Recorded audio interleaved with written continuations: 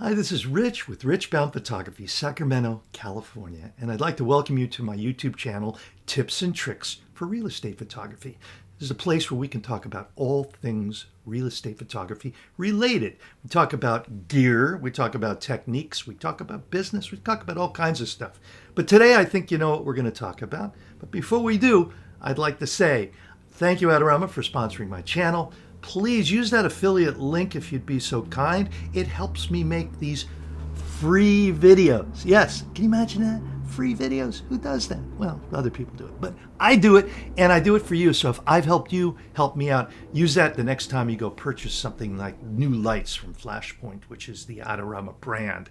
Also, I want to say, please, if you're not subscribed, do so, because I like more subscribers. And check out all our other stuff. You'll see it at the end of the show. I'll put in a little plug for our podcast and things like that. But today I want to talk about my newest favorite light. Ooh, shiny, but more importantly, tiny, tiny, tiny. Look at this light. It's very similar. And I've got all my other lights here. I want to compare it in a second. But this thing, you can see, it looks really big because I'm putting it right in camera. But in reality, look how small it is compared to a lot of people have the Evolve 200. Look at how it's half the height, a little more than half the height. This is narrower, but this is the same width, I think, about the same width. But it's much lighter. So we've got a 200. Which is not quite, okay, if you really want to get a technical review on this and get everything answered, go check out Robert Hall. I'm not affiliated with Robert Hall, but he is a very, very well-known photographer, and he does the best technical reviews. I do the best entertainment reviews, but that's just me. Okay, but you could go check it out, Robert Hall Photography. So he'll give you the technical on these, the exact, he will do tests with light meters, color temperatures, things like that. So this is going to be a really quick tutorial or a demonstration and a review, because I've used it on 3 shoots now, and I've really, it's pretty darn good. It's my new favorite light. Anyway, it's half the height of a speed light, and this speed light is the Zoom XR2 with the round head on it. And this was my favorite speed light, but now this is just so tiny, and it's about the same. This might be slightly heavier than this. This is definitely smaller and lighter than the 200. And then we have my past favorite light. They're all my favorites. I use them all on shoots, but the 300, as you can see here, is, let me put this over here. The 300 is quite a bit bigger, quite a bit wider. Same screen, same interactions, different battery. I will say that the new battery for this light, let's just make it pop out a second. Here we go. You pushed on the side of its little knob, little indentation. You push it up and you can get the battery. Now this battery is the same that goes in this speed light. So there you go. You can just slide it in here and it will work there. So you can get double duty out of these batteries. But unfortunately, I don't know if I'm going to be using this speed light anymore, because I just happen to like this one so much more, and I'll show you a reason why in a second. So I'm just going to put this back in, just slides in, little click. It has all the same controls as the 300. Very, very self-explanatory how it works. And the great news is everything works together with one trigger. The whole Flashpoint ecosystem works great. So I would say definitely it's convenient. So these are together, teeny, and a really powerful combination.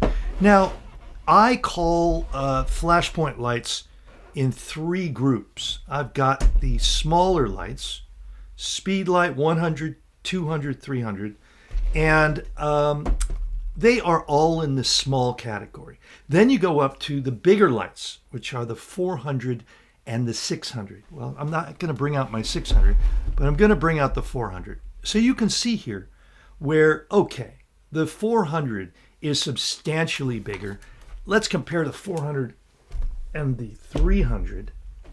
There's very little comparison in any way except the power.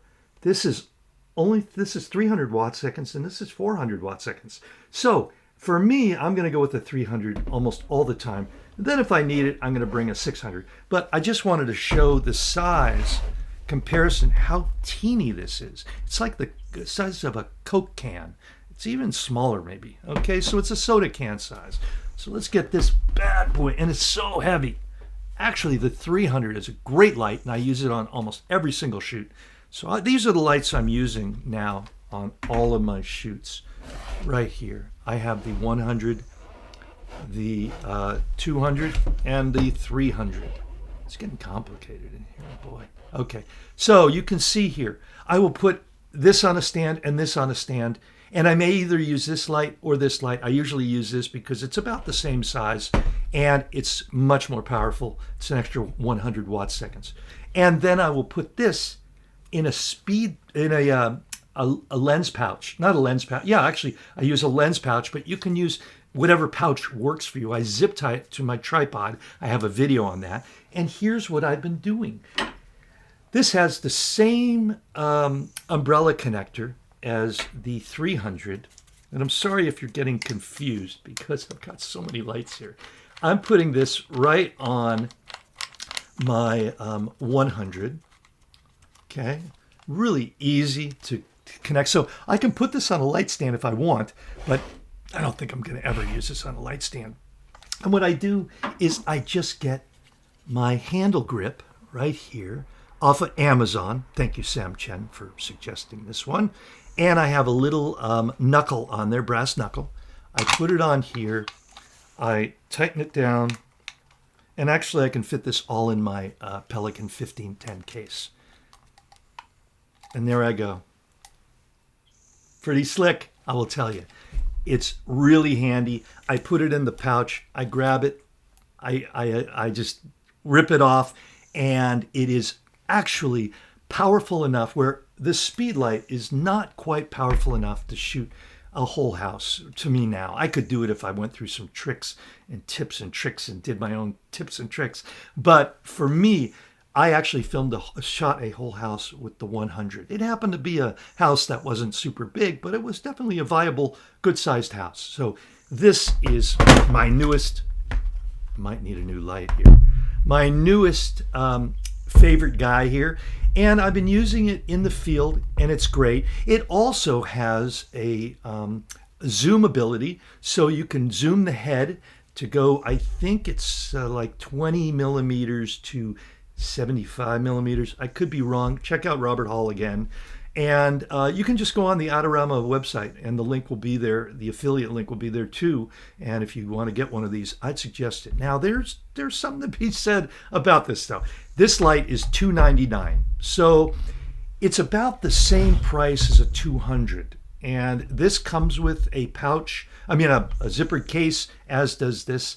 For a little bit more than $299, you can get this 200 with all the modifiers.